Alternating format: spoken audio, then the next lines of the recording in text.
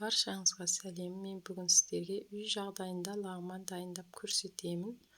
Ол үшін 4 кесе ұнға салқын суға тұзды қосып, жақсылап араластырып, қамырымызды бір келкетіп илеп аламыз.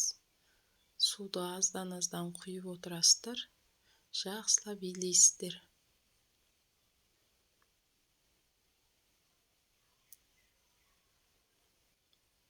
Міне осылайша барлығын біріктіріп, қамырды илеп алдық. Енді осыны тындырып, қайта ие қанғанша илеп отырамыз.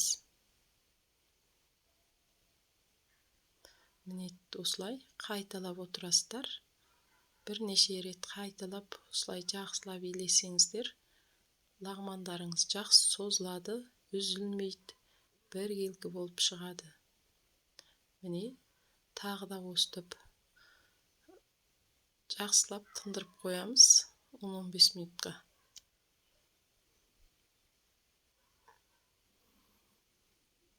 Міне 10-15 минутымыз өтті.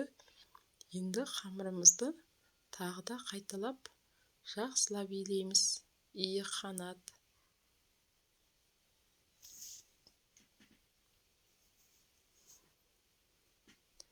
Міне қамырымыздың иі қанып дайын болды. Енді осы қамырдың екі жағына сұйық майды жақсылап жағып аласыздар.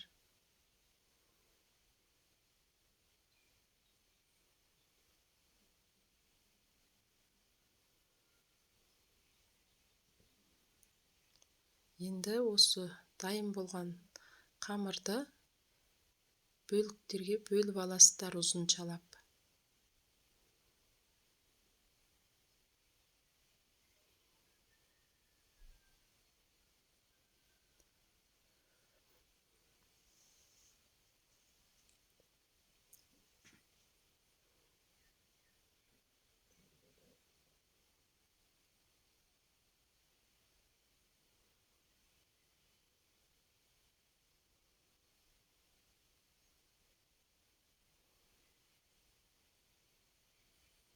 Міне осылай бөліп алған қамырымызды қолдың көмегімен осылай қысып, жіңішкертіп, столға қойып, тағы да столдың бетінде домалатып, жіңішкертіп аласыздар.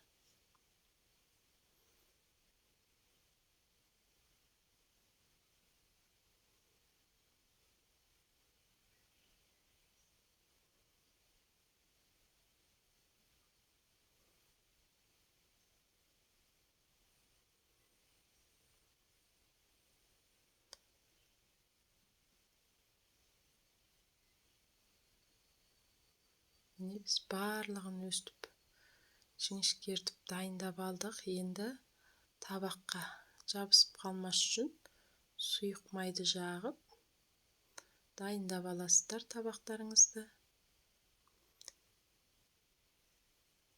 Енді осы жаңағы жіңішкертіп алған қамырыңызды осылай бір-біріне орап дайындап аласыздар.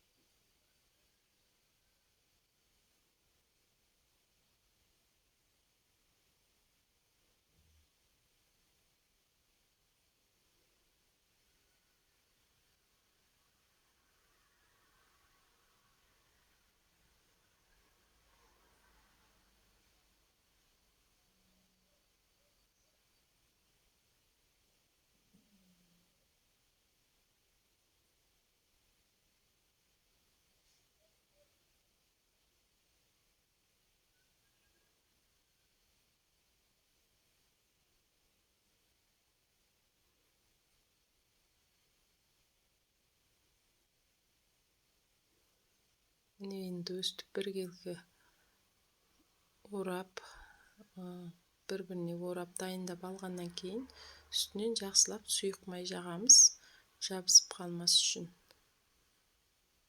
Енді екінші қатарында осылай бір-біріне орап шығасыздар.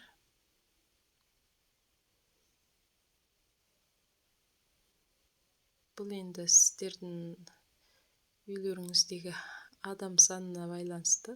көп жасасаңыздар осылай бірнеше қабат қылып орап шықсаңыздар болады. Міне барлығын орап дайындап алдық. Енді үстіне сұйық майды жағып тындырып қоямыз.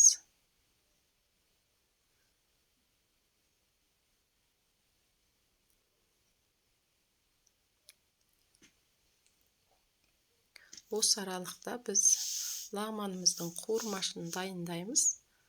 Ол үшін міне осындай болгар бұрышы, ет, пияз, ақ желкен, сарымсақ, корейский капуста, осы заттар сізге керек болады. Енді қызып тұрған майға етті салып, жақсылап қуырып аласыздар.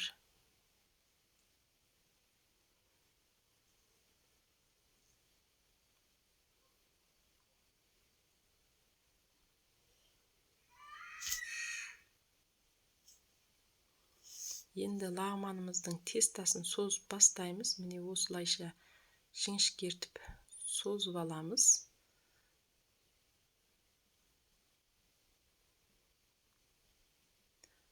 Созып алған тестаңызды тағы да жауып тындырып қойсаңыз болады. Ол аралықта етімізді қуырып араластырып қоямыз. Міне суымызды қайнатып, аздап тұз салып алдық.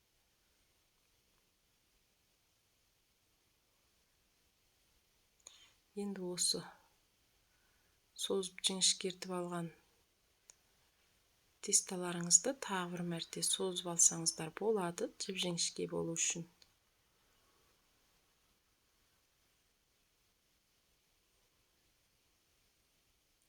Осы созып жіңішкертіп алған тестамызды қолымызға орап аламыз.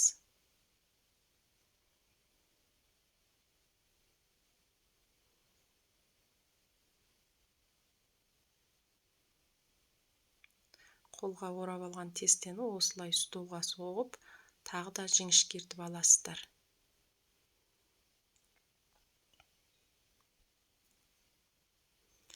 Міне қайнап тұрған суға салып, араластырып қоямыз, жабысып қалмас үшін.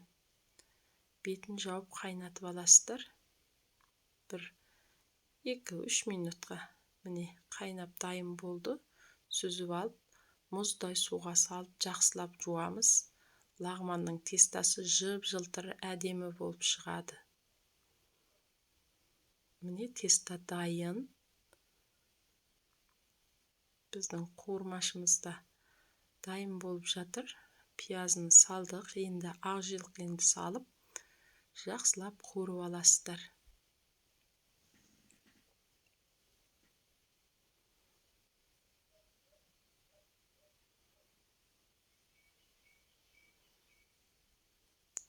Bir қасық томат қостым.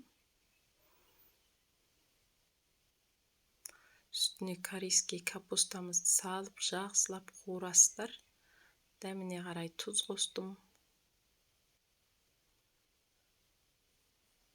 Үстіне болгар бұрышын қосып, тағы да жақсылап қуырып алыңыздар. Мен өз дәміне қарай зира, қара бұрыш қостым. Сіздер өздеріңізге ұнаған дәмдеуішті қоссаңыздар болады.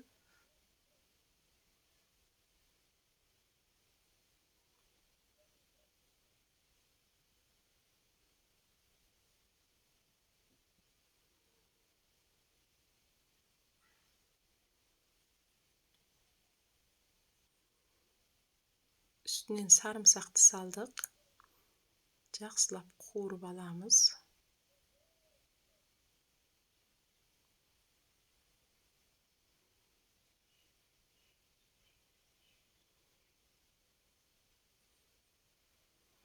Үстінен аз мөлшерде су құйып, бетін жауып, 5 минутқа қайнатып алсаңыздар болады.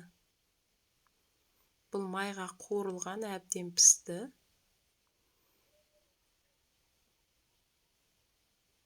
Міне осылайша дәмді лағман дайын болды. Сіздер де осылай дайындап көріңіздер. Өте дәмді, керемет болып шығады. осы видео сіздерге ұнаса, лайк басып, комментария жазып, каналыма жазылып мені қолдап кетіңіздер. Баршаларыңыз бай бақытты болыңыздар. Ас болсын.